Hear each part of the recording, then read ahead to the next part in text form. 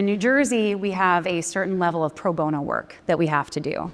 And so pro bono work means that you're going to be assigned a case that you likely know nothing about. It's always in something that you're not very familiar with. And so everyone's like, wow, I have to learn a lot more and I can't bill and my boss is sad.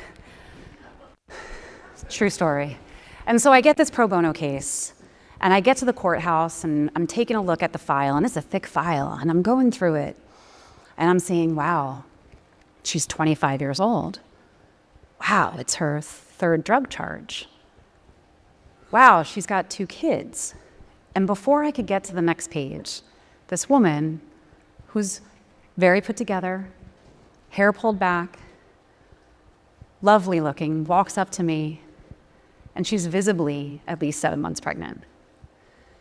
And in that moment, I thought, wow, I identified not necessarily with her circumstance, but I identify with a young mother who's in a situation she's really concerned about.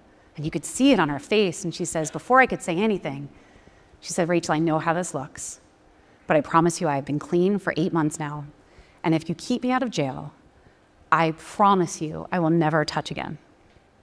And so I said, I can't make any promises, but let's go and talk things out and see what we can do. And so we went into one of the conference rooms off the side of the courtroom, and we're having a conversation, and I'm learning more about her and her children, and she really seems so earnest.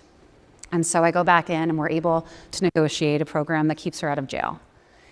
And honestly, I went back to the office that day and didn't think a whole lot of it until about a year later, I get a note in the mail.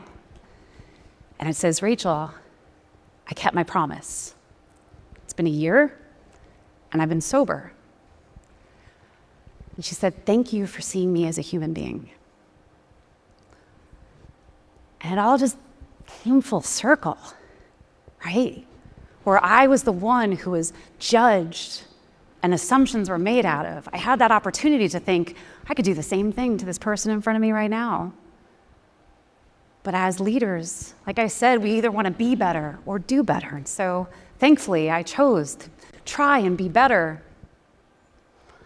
And so as I leave you here today, I'm just asking if maybe we could release those assumptions about how we think leadership should look or how we think we should show up, and build more connections with the people that we are leading.